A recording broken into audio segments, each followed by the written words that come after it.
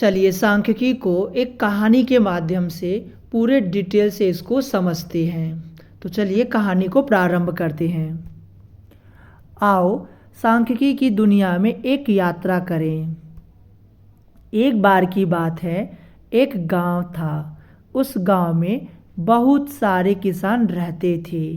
वे हर साल अपनी फसल उगाते थे, लेकिन हर साल उनकी फसल अलग अलग होती थी। कभी बहुत अच्छी फसल होती थी तो कभी कम। किसानों को यह समझने में मुश्किल हो रही थी कि आखिर क्यों हर साल फसल अलग अलग होती है।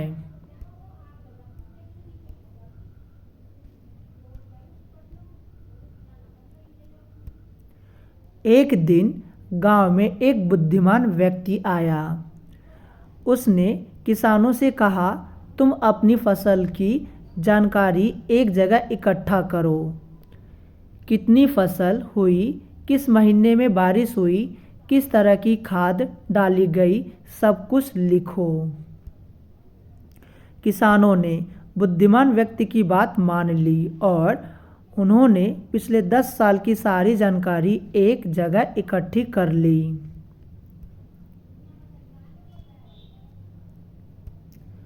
फिर बुद्धिमान व्यक्ति ने इन सारी जानकारियों को एक दूसरे से जोड़कर देखा। उसने देखा कि किस साल सबसे ज़्यादा बारिश हुई थी और किस साल सबसे कम।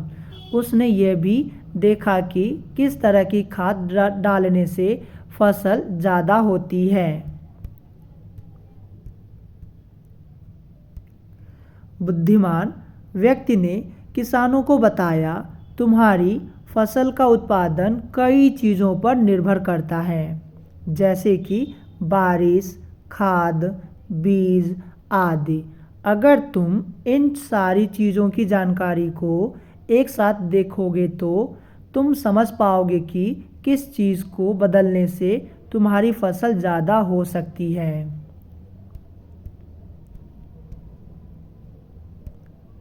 यही है सांख्यिकी। सांख्यिकी का मतलब है आंकड़ों का संग्रह करना, उनका विश्लेषण करना और उनसे कुछ निष्कर्ष निकालना।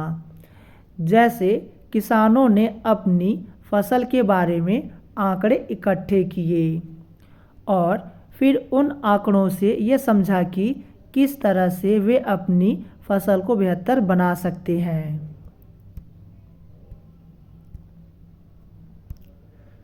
सांख्यिकी का उपयोग हर जगह होता है। डॉक्टर मरीजों के स्वास्थ्य के आंकड़े इकट्ठा करके बीमारियों के कारणों का पता लगाते हैं। कंपनियां अपने उत्पादों की बिक्री के आंकड़े इकट्ठा करके यह समझती है कि लोगों को कौन से उत्पाद पसंद हैं।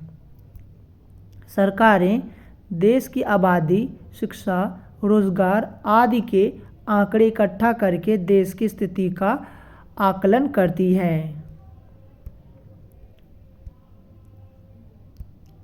तो अब आप समझ गए होंगे कि सांख्यिकी क्या है।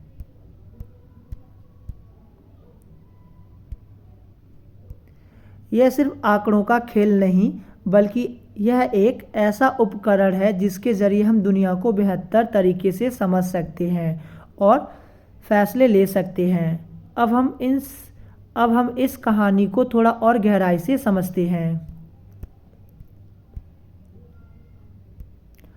आंकड़ों का संग्रह।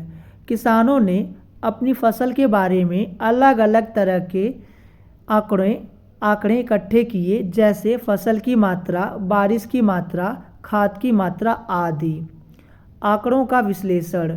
बुद्धिमान व्यक्ति ने इन आंकड़ों को एक दूसरे से जोड़कर देखा और उनमें से कुछ पैटर्न निकाले। निष्कर्ष।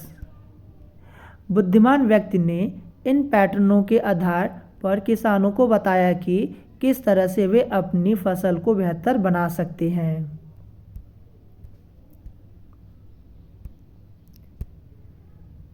सांख्यिकी के कुछ महत्वपूर्ण शब्द। माध्य यानी मीन, किसी समूह के सभी आंकड़ों का औसत। माध्यिका यानी मीडियन, किसी समूह के आंकड़ों को बढ़ते क्रम में लगाने पर बीच में आने वाला आंकड़ा बहुलक यानी मॉड। किसी समूह में सबसे ज़्यादा बार आने वाला आंकड़ा। आशा है कि यह कहानी आपको सांख्यिकी को समझने में मदद करेगी। धन्यवाद।